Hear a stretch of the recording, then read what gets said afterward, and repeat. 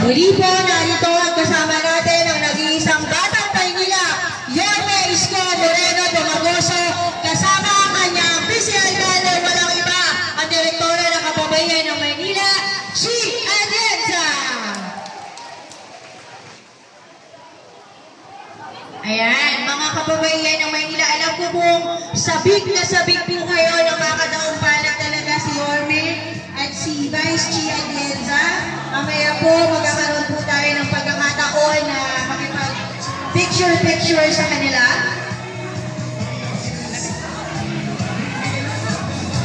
Kaya...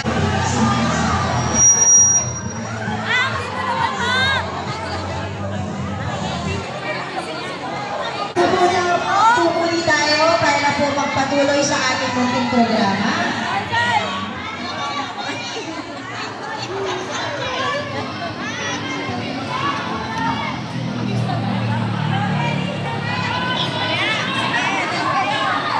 Ayan, maraming salamat po.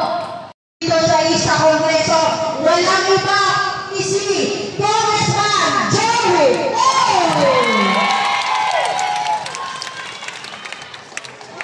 ng Maynila. Siguro may tatanong yung mga ating kapabayan, mahal na mahal po yan ni Joey. Mahal na mahal din ako ng kapabayan nila. Pa po, nung naging konsyel ako, minahal ko na po yung mga antigong kababayan ng Maynila. Unang-una po, kami po ay nagpapasalamat ang grupo po ng Yorme's Choice sa ika-6 na Maynila doon sa panahon na pinigay nyo ngayong hapon na ito. At ako naman po ang tumatayong ginatawan ng ika-6 na distrito. Una-una, ang prioridad po ng inyong anak, si Joey, ay yung edukasyon. Bibigay po tayo ng scholarship program dahil ito po ang wala sa ating mahal na distrito sa East. Pangalawa po, wala rin pong pinibigay ang pagkasalukuyang congressman ang maintenance. So, may kasama na po ako nagre-research, may kagrupo na ako. Lahat po ng mga nag-maintenance, may awa po Panginoon, pag pinalad tayo, hindi na po manghihingi lahat ang mga nanay-tatay natin o mga senior citizens. Ibibigay po natin lahat ang maintenance sila. Yung basic lang po, yung sa diabetes, sa high blood, at saka sa cholesterol. Pangatlo naman po, nung sa akin pong pag-ikot, nung ako'y nanalo noong 2022, nagpasalamat ako sa mga opisyal ng barangay. Ang isang problema rin po, wala pong nabibigay na hanap buhay sa ating mahal na distrito ng kasalukuyang congressman. So yan po yung tatlong basic na tututukan natin. Sa pangkabuhay naman po, pwede ako mag-rekomenda, pero ang realidad naman, hindi naman po lahat may papasok natin. Hindi po ba? Dapat lahat po ng pinag-uusapan sa Yorme's Choice, lahat puro may facts, puro katotohanan. So, tayo, may susi po tayo dyan, yung livelihood training program. Yan po, kasama po natin ang ating direktora ng kababayan ng Maynila. Mula pa po nung kay Tita Beng Atienza, ngayon na kay ang ating susunod na Vice Mayor, Mayor Chia Atienza. At sana po, ang inyong lingkod na si Joey ay kumakatok ulit sa inyong mga puso. At sana po, tulungan niyo na po i-straighten natin ang pong Your Miss Choice. Approve ba sa inyo? Alam niyo naman ng Joey, lambing eh. Approve ba sa inyo? Ayan. Tulungan po natin ang magbabalik alde ng Luzon ng Maynila. Walang iba, ang ating iniintay, Your Miss Isko Moreno. At siyempre, ang aming nag-iisang news, hindi lang po maganda, hindi lang prinsipyo pa. Tulungan po natin ang sunod na PC Alcalde ng Luzon ng Maynila, Vice Mayor Chia Atienza. At kailangan po Vice Mayor ang lahat ng mga konsehalis natin. Kami naman po'y nakikiusap sa inyo. I-straighten nyo na. Huwag nyo nang pag-iwa-iwalayin. Bakit? Para yung mga naumpisahan na Your Miss ko, yung mga allowance, yung mga napuporpit, ibabalik po yan lahat. Yung mga insure, nakaka-insure kayo na lahat yan, ibabalik ng mapilit at maayos sa tulong nating mga konsehalis. At para sa inyong kaalaman po, nung inamin na po yung batas na yan, hindi po kasama si Joey Uy. Kilala niyo naman si Joey Uy. Kapag tama, tama. Kapag mali, mali. Mali po yun eh. Naka-budget na yan eh. So, bibigay mo na lang eh, di ba? Tama po ba yun?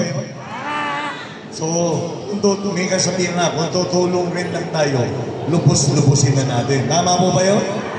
Tulungan po natin ang lahat ng mga konsehal ng Your Miss Choice. Konsehal Polder Castañeda. Konsehal Kate Marasigan. Konsehal Christian Joey Uy. Konsehal Elmer Bar. Konsehal Doc Mercado. Konsehal Lou Veloso. At ako'y muling nakatok sa inyong mga puso. Dalawa lang kami. Siguro naman, lamang ako doon pagdating sa mabango daw si Joey Uy, di ba? Saka medyo, lang na tayo ng isang baligo. Tama po ba yun? Tutulungan niyo po ko, may awa po Panginoon. Pag nasagot natin ang tagumpay, nasubukan na po ng kababayan ng Maynila. Si Joey Uy. So, sasamahan niyo po ba si Joey Uy sa laban ko sa Kongreso? Maraming salamat po sa inyo lahat. At muling magandang hapon po. Manila, God first. Maraming salamat po, Congressman Joey Uy. Kasi kanina parang dalawa lang yung kausap sa amin. Ngayon, lahat na. Nabuhay ang mga pakpak, sabi nga ni Konsehal Lou Veloso. Siyempre, huwag na po natin patagalin. Ang sariling atin, ang kasama ni Yorme Isko sa pagbabalik ng Gloria ng Maynila. Ang direktora ng kababaihan ng Maynila. Sariling atin, narito na po, Vice Mayor Chia Atienza. Sa mga magagandang kababaihan ng Maynila. Alam ko lahat kayo napatawag na namin sa Ninoy Aquino. Tama? At doon bitbit nyo ang mga miyembro nyo na nagsisigandahan din. Tama? Pero narinig ko ang inyong hinaing na gusto nyong makausap ako bago tayo sumabak sa laban. Nakausap na kayo kanina ni Ate Lisa tungkol sa mga kailangan nating paghandaan para sa kampanya dahil 20 plus days na lang magpupunta na kayo sa gera. Ready kayo? Pero bago ang lahat, masayang dahil alam ko, tinitingnan ko kayo, marami sa inyo nakasama ko noong ako ay bata pa. Noong mga panahon ng laban nyo ay ang aking ama. Pero ngayon ako na ang narito sa inyong harapan. Alam ko, narinig nyo ang speech ko sa Ninoy Aquino. Pero dahil gusto ko ngayong araw mag heart-to-heart talk tayo, para mas makakala nyo ako ng sinsinan. Alam nyo, sa lahat ng laban ng aking ama, ako ang nagrepresenta maraming beses sa kanya, kaya kilala ninyo ako. Pero bata pa lang po ako, naroon na akong sumusuporta sa likuran niya. Dahil kahit na hindi ako lumabas bilang isang politiko, lalo na nung siya ay representante ng Buhay Party List, marami sa mga natanggap nyo galing po sa akin. Dahil nung mga panahon na yun, masaya na ako na mga tulong lang sa mga tao. Masaya lang ako na sumuporta sa kanya. Pero ako ang tinuruan niya, at ako ang naging kahit pa paano malaking suporta sa likuran ng aking ama. Pero gusto ko maintindihan nyo bakit ako nagdesisyon na sumabak dito sa mundo ng politika. Bilang isang misyonaryo ng buong buhay ko, inialay ko para tumulong diretso sa tao, nung ako ay naging isang broadcast journalist, yun po ang nagkomisyon sa puso ko na ituloy ang laban ng aking ama at ituloy ang laban ninyo. Nung ako ay pinadala ng aking boss sa isang distrito dito sa Maynila para kunin ang kanyang kwento, may nakilala ako na isang lola. Ang pangalan niya ay Nanay Emelita. Siya ay 80 years old, nabuhay na halos isang kain, isang tuka na malimos sa kalsada. At nung inalam ko ang kwento niya, para marinig ng gobyerno ang kanyang hinaing, yan, pinakita pala ni Joanne si Nanay Emelita sa inyo. Newscaster po ako niyan at may programa ako. Sinabi niya sa akin, malapit na siyang mamatay. Ang sabi niya, buong buhay niya, siya ay nabuhay parang tila isang daga. Yun po ang nagbukas sa aking puso, na imbis na pagiging isang tahimik na misyonaryo na nagtatrabaho sa likuran ng aking ama, naisip ko, kailangan may magpatuloy ng laban ninyo at may magpatuloy ng laban ng aking ama.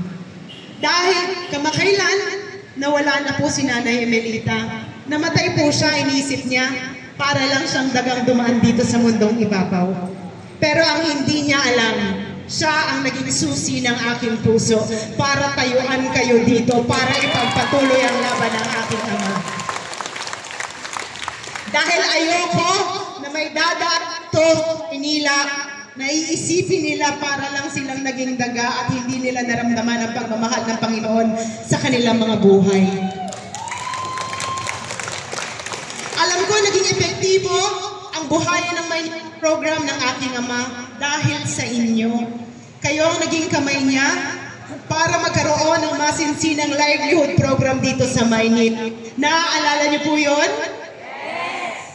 Ngayon na ako ang nasa harapan nyo bilang inyong direktora, kayo mismo ang magiging susi sa inyong mga barangay para mabuhay muli ang pag-asa sa puso ng inyong kabarangay.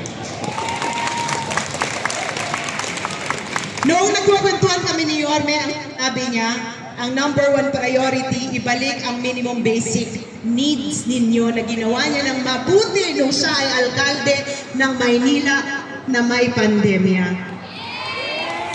Pabahay, naaalala niyo po? Ang gaganda ng mga nagawang pabahay dito para maibsan ang buhay ng mga Manileño na walang matirahan. Healthcare, siksik, liglig ang gamot, bitamina at bakuna sa mga ospital at health centers nung si Yorme ang alkalde natin. Tama? Edukasyon ng mga bata, ang gaganda at magagaling ang mga magagandang paaralan noon ni Yorme na alam naman natin naging epektibo para ang mga kabataan dito sa Maynila ay magkaroon ng kasiguraduhan pagdating sa kanilang paglaki sa edukasyon. Tama? Mga kababaihan ng Maynila ko, dahil binigay po sa akin ni Yorme ang livelihood para sa mga Manileño. Yan ang rason kung bakit narito kayo ngayon.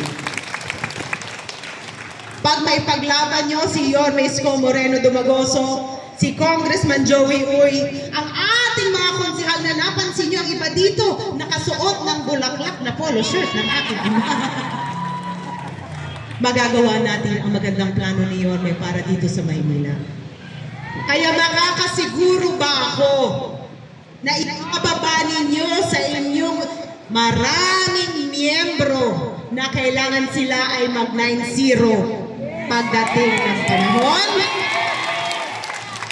Alam ko na seminar na kayo kanina at alam nyo na ang mga gagawin pagdating ng laban dahil 20 plus days from now, nandun na kayo sa gera kasama namin. Handa na ba kayo?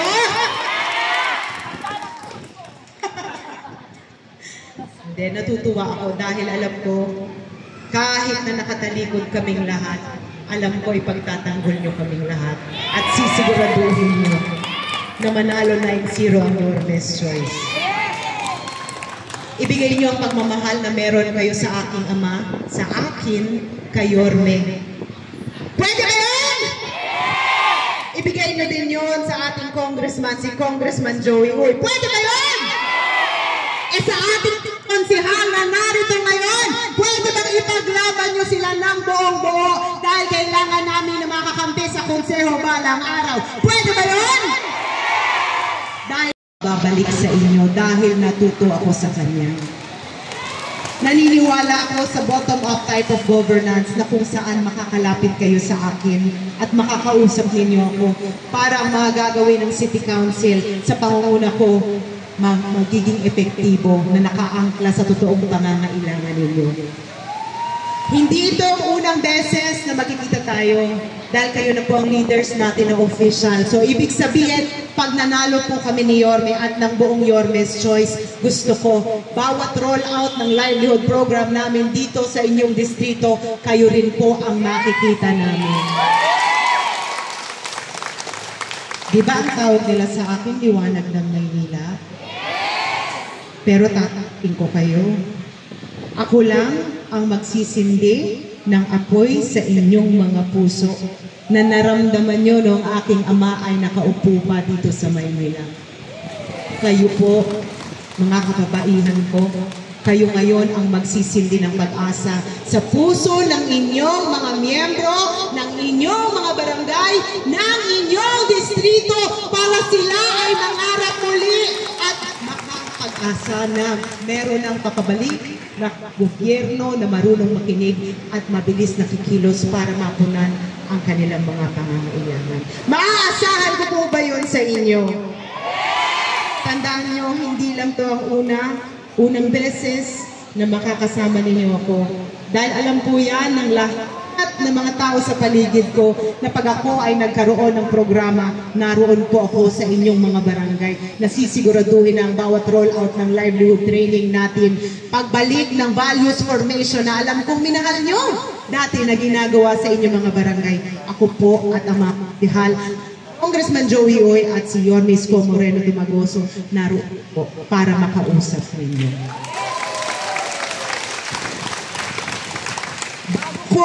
Gay ang mikropono sa alkalde ko na sinusuportahan ko ng buong-buo. Gusto ko lang alam ninyo, nakilala nyo ako, bata pa lang ako. Ngayon, direktora na ako. Kung balang araw ibibigay ng Panginoon sa akin ang pagiging vice alkalde ng Maynila, kayo pa rin po ang aking magiging pamilya at ipaglalaban ko na manumbalik ang pag-asa sa buhay ng mga barangay. Kaya susuportahan niyo po ba ang buong Yorme's Choice? Maraming salamat sa inyong lahat at lagi natin papasukin ng Panginoon sa ating buhay. Kaya Manila, God first. Maraming salamat mga kababayan. Iba po. Maraming salamat po sa ating direktora ng kababaihan at ang ating vice alkalde.